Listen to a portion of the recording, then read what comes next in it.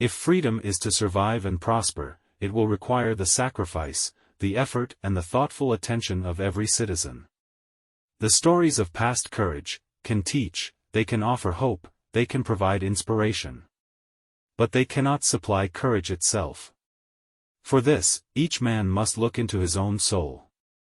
For in a democracy, every citizen, regardless of his interest in politics, hold office, every one of us is in a position of responsibility, and, in the final analysis, the kind of government we get depends upon how we fulfill those responsibilities. We, the people, are the boss, and we will get the kind of political leadership, be it good or bad, that we demand and deserve. A man does what he must, in spite of personal consequences, in spite of obstacles and dangers and pressures, and that is the basis of all human morality.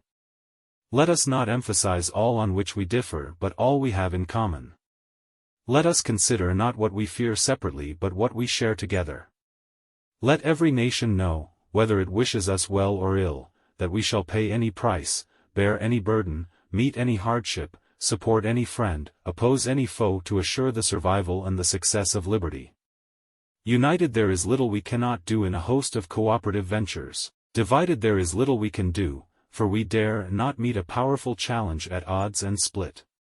If a free society cannot help the many who are poor, it cannot save the few who are rich. I think the American people expect more from us than cries of indignation and attack. The times are too grave, the challenge too urgent, and the stakes too high, to permit the customary passions of political debate. We are not here to curse the darkness, but to light the candle that can guide us through that darkness to a safe and sane future. So let us begin anew, remembering on both sides that civility is not a sign of weakness, and sincerity is always subject to proof. Let us never negotiate out of fear. But let us never fear to negotiate. That is the question of the new frontier. That is the choice our nation must make, a choice that lies not merely between two men or two parties, but between the public interest and private comfort, between national greatness and national decline, between the fresh air of progress and the stale, dank atmosphere of normalcy, between determined dedication and creeping mediocrity. All mankind waits upon our decision. A whole world looks to see what we will do. We cannot fail their trust, we cannot fail to try. Let both sides seek to invoke the wonders of science instead of its terrors. Together let us explore the stars, conquer the deserts, eradicate disease, tap the ocean depths and encourage the arts and commerce. My fellow Americans, ask not what your country can do for you, ask what you can do for your country.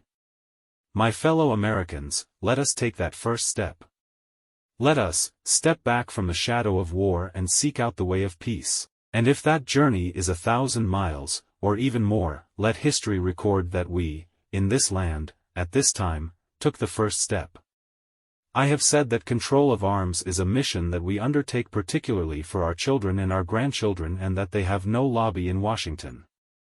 If more politicians knew poetry, and more poets knew politics, I am convinced the world would be a little better place in which to live. Change is the law of life. And those who look only to the past or the present are certain to miss the future. Children are the world's most valuable resource and its best hope for the future. For one true measure of a nation is its success in fulfilling the promise of a better life for each of its members. Let this be the measure of our nation. I am certain that after the dust of centuries has passed over our cities, we, too, will be remembered not for victories or defeats in battle or in politics, but for our contribution to the human spirit. I have pledged myself and my colleagues in the cabinet to a continuous encouragement of initiative, responsibility and energy in serving the public interest. Let every public servant know, whether his post is high or low, that a man's rank and reputation in this administration will be determined by the size of the job he does, and not by the size of his staff, his office or his budget. The success of this government, and thus the success of our nation, depends in the last analysis upon the quality of our career services. War will exist until that distant day when the conscientious objector enjoys the same reputation and prestige that the warrior does today. In the Chinese language, the word crisis is composed of two characters, one representing danger and the other, opportunity. Rising tide lifts all boats. To further the appreciation of culture among all the people, to increase respect for the creative individual, to widen participation by all the processes and fulfillments of art, this is one of the fascinating challenges of these days. We can say with some assurance that, although children may be the victims of fate, they will not be the victims of our neglect. I look forward to an America which will not be afraid of grace and beauty, an America which will reward achievement in the arts as we reward achievement in business or statecraft. The federal budget can and should be made an instrument of prosperity and stability, not a deterrent to recovery.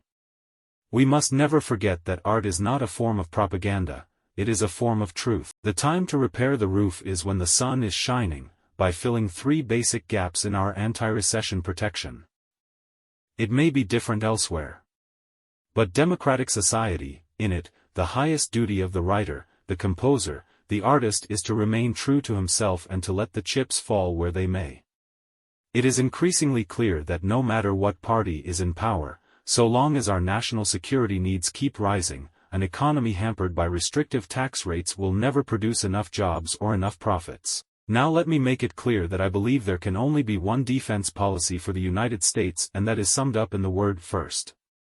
I do not mean first, but. I do not mean first, when. I do not mean first, if. I mean first, period. Too often in the past, we have thought of the artist as an idler and dilettante and of the lover of arts as somehow sissy and effete. We have done both an injustice. The life of the artist is, in relation to his work, stern and lonely. He has labored hard, often amid deprivation, to perfect his skill. He has turned aside from quick success in order to strip his vision of everything secondary or cheapening. His working life is marked by intense application and intense discipline. Our deep spiritual confidence that this nation will survive the perils of today, which may well be with us for decades to come, compels us to invest in our nation's future, to consider and meet our obligations to our children and the numberless generations that will follow. I have seen in many places housing which has been developed under government influences, but I have never seen any projects in which governments have played their part, which have fountains and statues and grass and trees, which are as important to the concept of the home as the roof itself. In serving his vision of the truth, the artist best serves his nation. Our goal is not the victory of might but the vindication of right, not peace at the expense of freedom, but both peace and freedom, here in this hemisphere, and, we hope, around the world. God willing, that goal will be achieved. This country cannot afford to be materially rich and spiritually poor, and if we cannot end now our differences, at least we can help make the world safe for diversity. For, in the final analysis, our most basic common link is that we all inhabit this small planet. We all breathe the same air. We all cherish our children's future. And we are all mortal. We celebrate the past to awaken the future. A nation reveals itself not only by the men it produces but also by the men it honors, the men it remembers. A man may die, nations may rise and fall, but an idea lives on. The life of the arts, far from being an interruption, a distraction, in the life of a nation, is very close to the center of a nation's purpose, and is a test of the quality of a nation's civilization. I can imagine a no more rewarding career. And any man who may be asked in this century what he did to make his life worthwhile, I think can respond with a good deal of pride and satisfaction: I served in the United States Navy. What really counts is not the immediate act of courage or of valor, but those who bear the struggle day in and day out, not the sunshine patriots but those who are willing to stand for a long period of time. We have become more and more not a nation of athletes but a nation of spectators. I have a nice home, the office is close by, and the pay is good. When I ran for presidency of the United States, I knew that this country faced serious challenges, but I could not realize, nor could any man realize who does not bear the burdens of this office, how heavy and constant would be those burdens.